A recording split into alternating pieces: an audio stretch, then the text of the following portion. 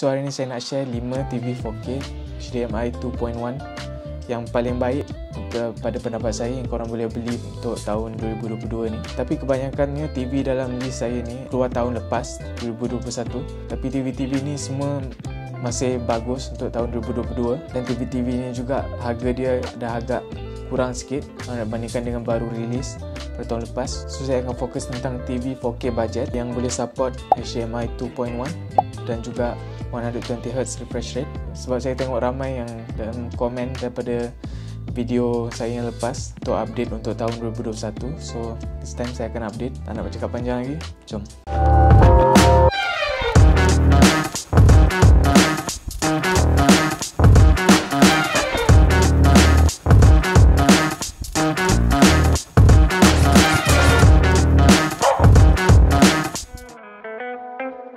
So tempat kelima kita ada Samsung Q80A series QLED 4K TV daripada Samsung, 55 inci punya size. Kalau dekat Samsung punya website, harga dia adalah RM6,029 dalam tu. Tapi kalau korang nak cari dekat Lazada ataupun Shopee, korang boleh dapat bawah daripada tu lagi. TV ni adalah upper mid range punya line up daripada Samsung. Samsung punya TV dengan HDMI 2.1 dan 120Hz punya refresh rate punya support. TV ni yang paling murah daripada dia punya semua line up. TV ni dia ada support untuk VRR, variable refresh rate. Dia ada support FreeSync Premium Plus, so dia boleh kurangkan lagi screen tearing. Dia punya input lag juga sangat rendah, dalam 5 millisecond macam tu. So dia memang bagus untuk gaming. Dan juga bukan input lag dia je yang rendah, dia punya response rate juga dalam 4.4. Dia ada support HDR10+. So korang boleh pakai ni untuk HDR punya gaming. Walaupun dia pakai QLED, tapi QLED ni dia bukan tak sama macam OLED. Dia still lagi pakai LED punya panel. So actually dia still lagi pakai backlighting. Kekurangan TV ni, dia punya black tu tak berapa black. Maksudnya dia punya hitam tu tak nampak hitam sangat. Dia nampak lebih kepada grey. So daripada segitu dia tak berapa bagus. Dan dia punya local dimming tu tak berapa tinggi sangat. So dia punya kontras tu tak berapa tinggi. So macam yang saya cakap tadi, dia punya hitam tu nampak kepada kelabu. Dia tak nampak hitam sangat. Selain daripada tu, dia punya SDR dengan HDR punya brightness juga agak tinggi. So agak bagus untuk content punya consumption, bukan saja untuk gaming. TV ni juga dia punya screen tu dapat handle reflection dengan bagus. So korang boleh dapat kurang reflection sikit daripada dia punya screen. Dan satu lagi, TV ni dia ada wide viewing angle. Viewing angle dia agak luas. So TV ni sesuai kalau korang nak letak dekat ruang tamu untuk orang ramai punya use. Daripada segi dia punya quality color tu, dia ada color gamut yang agak luas. TV ni dia cover 86% DCI-P3 color gamut. So dia agak accurate juga. TV ni dia pakai ADS punya panel. Dia punya teknologi actually sama macam IPS punya panel. Tapi bezanya dia, kalau korang pakai TV ni untuk korang punya komputer, untuk connect dengan korang punya komputer, dia akan improve komputer punya text tu. Dia akan improve dia punya texture. So dia takkan nampak blurry sangat. So kalau korang nak pakai TV ni untuk komputer ke, TV ni bagus untuk tujuan tu.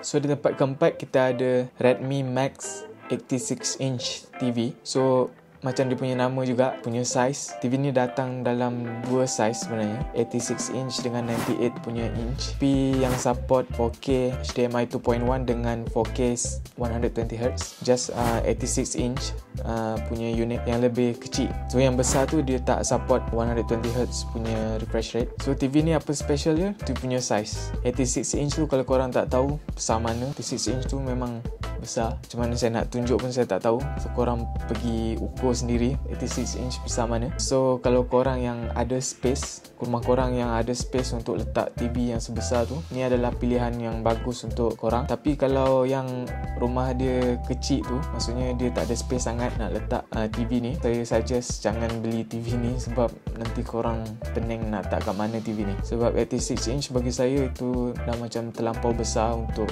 standard punya rumah. Apa yang bagus tentang TV ni, untuk size dia tu 86 inch tu, harga dia tu dalam RM6,900 macam tu. Dia lebih kurang tu. Tapi untuk harga dia tu korang dapat size panel yang 86 inch yang memang giant screen, yang kalau korang nak beli dekat daripada manufacturer yang lain, size tu korang takkan dapat dengan harga macam tu. TV ni macam saya cakap tadi, dia support 4K 120Hz. Of course dia ada HDMI 2.1 punya support. Tapi Redmi dia cakap TV ni support VRR, variable refresh rate, tapi saya tak pasti dia support FreeSync ataupun G-Sync ke tak, sebab saya tak jumpa mana-mana info tentang ni. Tapi kalau korang kat luar sana yang tengok video ni yang tahu sama ada dia ada support untuk G-Sync ataupun FreeSync, boleh komen ke bawah, saya akan pin komen tu. Dan TV ni dia support HDR, HDR10 dan Dolby Vision juga. So bukan je untuk gaming, untuk tengok video, untuk tengok movie Netflix ke apa, TV ni juga bagus untuk tu. Dia ada support 92% DCI-P3 color gamut, so agak bagus. TV ni dia pakai LED punya panel, so dia bukan OLED ke apa, so sebab tu harga dia agak murah sikit. Dan dia punya brightness juga boleh sampai 400 nits, so tak berapa terang dan juga tak terlampau tak terang, so ok je. TV ni walaupun dia agak bagus dan value yang korang dapat dengan TV ni tu agak bagus, tapi dia tak sesuai untuk semua orang. Macam saya cakap tadi, dia memang besar, dia tak datang dengan saiz yang lebih kecil daripada tu. Untuk setengah orang mungkin TV ni bagus, dan untuk kebanyakan orang mungkin TV ni tak sesuai. So tempat ketiga kita ada Philips Momentum 55 inch gaming monitor. Sebenarnya Philips Momentum ni dia bukan exactly TV, dia tak classified as TV, dia lebih kepada gaming monitor. Tapi sebelum korang skip Philips Momentum ni, monitor ni sebenarnya boleh dijadikan sebagai replacement untuk TV, dan dia ada features yang korang tak boleh cari dekat TV yang lain. Features yang saya cakap tadi, dia punya refresh rate dia boleh support hingga 144Hz, bukan macam 120Hz. Walaupun konsol selalunya boleh support 120Hz je, so 144Hz tu mungkin korang cakap takkan pakai. Tapi untuk korang yang gaming, bukan je dekat konsol, korang juga gaming dekat TV, korang boleh guna Philips Momentum punya monitor ni untuk connect dua-dua gaming platform korang. Maksudnya korang boleh pakai untuk PC juga kalau korang main PC gaming, dan juga untuk konsol gaming juga. So korang boleh pakai satu panel untuk dua-dua purpose, dua-dua platform. Philips dia memang dah claim, maksudnya dia buat TV ni untuk konsol gaming actually. Dia fokus untuk konsol punya gaming, especially Xbox, tapi dia boleh support juga PS5, jangan risau. Walaupun dia gaming monitor, tapi dia punya size tu 55 inch, so dah macam TV dah. So korang takkan rasa beza pun kalau sama ada korang main kat TV sebelum ni, dan kalau korang replace TV korang dengan Philips Momentum ni, korang takkan rasa beza daripada dia punya segi size ataupun screen. Satu lagi special tentang Philips Momentum ni, dia datang sekali dengan Bowers & Wilkins soundbar. So dia memang satu set komplit, korang dapat soundbar sekali dengan TV. So walaupun harga dia dalam 6,000 lebih, agak tinggi sikit, tapi dalam package tu korang dapat sekali dengan soundbar yang agak bagus. Bowers & Wilkins dia punya soundbar tu agak bagus. Kalau korang tak tahu, so Bowers & Wilkins ni adalah salah satu premium punya audio manufacturer, dan dia punya color accuracy juga sangat bagus sebenarnya.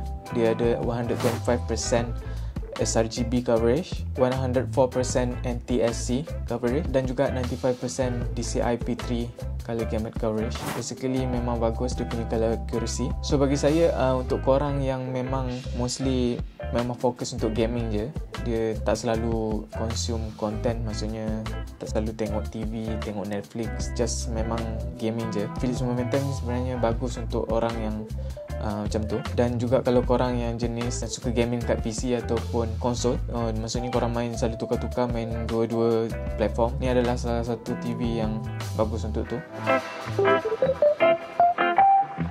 Tempat kedua kita ada Sony X85J, dan 50 inch punya unit. Dia datang dengan harga RM3,599 dekat Sony punya official website. Ini adalah TV dengan 4K 120Hz HDMI 2.1 yang paling murah. So untuk korang yang on the budget tu, tapi still korang nak dapatkan TV dengan 4K 120Hz punya support tu, TV ni adalah the best choice. So Sony produce TV ni, dia ganti previous version X850G punya series. Sebenarnya dia fokus TV ni untuk jadi entry level punya gaming TV sebenarnya untuk PS5. So korang boleh expect dia punya features tu memang compatible dengan PS5 ataupun Xbox Series X juga. TV ni dia ada input lag dan response time yang memang rendah, so memang perfect untuk gaming. Tapi kekurangan TV ni sebab dia pakai VA panel, dia punya viewing angle tu tak berapa luas, so dia agak sempit sikit. Tapi dia punya black level dan juga dia punya kontras tu agak bagus. Dia punya color gamut coverage juga agak luas, agak tinggi juga untuk TV dengan harga macam ni, dan dia punya brightness tu agak bagus juga. So TV ni sebenarnya untuk nak dibandingkan dengan harga dia tu, memang korang boleh dapat banyak features yang bagus untuk gaming especially, dan juga untuk content creation juga not bad. So untuk korang yang on the budget dan korang berminat untuk dapatkan TV dengan HDMI 2.1 punya support untuk konsol gaming, so TV ni bagi saya the best choice yang korang ada untuk masa sekarang ni. Dan tempat pertama, ini adalah TV favourite saya sebenarnya, adalah LG C1 OLED 2021 punya version. Ini adalah TV yang terbaik sebenarnya pada pendapat saya untuk konsol gaming, especially next gen punya konsol. C1 OLED ni adalah salah satunya TV yang ada OLED punya screen. Dia tak pakai LED punya panel. Dia ada self-lit pixel punya OLED screen. So memang korang boleh expect apa yang korang boleh dapat daripada OLED, korang boleh dapat ke TV ni. Macam dia punya black level tu memang true black, and dia punya kontras tu memang superb, memang awesome. And of course dia support 4K 120Hz dan juga HDMI 2.1. Dia punya input lag ni memang sangat rendah, gila-gila punya rendah. Dalam 1 millisecond macam tu je dia punya input lag. So korang takkan dapat problem dengan lagging ataupun delay. And sebabkan dia support VRR dan dia juga support FreeSync, so korang memang takkan ada masalah dengan screen tearing ke apa. At least dia akan kurangkan masalah tu. Dan dia punya design ni adalah yang paling modern daripada semua TV yang ada dalam list ni pada pendapat saya je. Sebab dia punya design tu memang nipis dan juga dia tak makan banyak space, so memang nampak sangat modern, especially kalau korang letak dekat living room ke. And dia punya harga juga sangat rendah kalau korang nak bandingkan dengan apa yang korang dapat dengan TV ni. Korang boleh dapat OLED screen, teknologi yang memang mahal sebenarnya, walaupun dia datang dengan saiz yang agak kecil bandingkan dengan TV lain. Tapi bagi saya 48 inci tu just nice untuk gaming. Korang tak perlu besar-besar sangat untuk gaming juga, unless korang duduk kat belakang time korang gaming, jauh daripada screen tu. 48 inch tu dah just nice. So pendapat saya TV ni memang sesuai untuk ada dekat tempat nombor 1.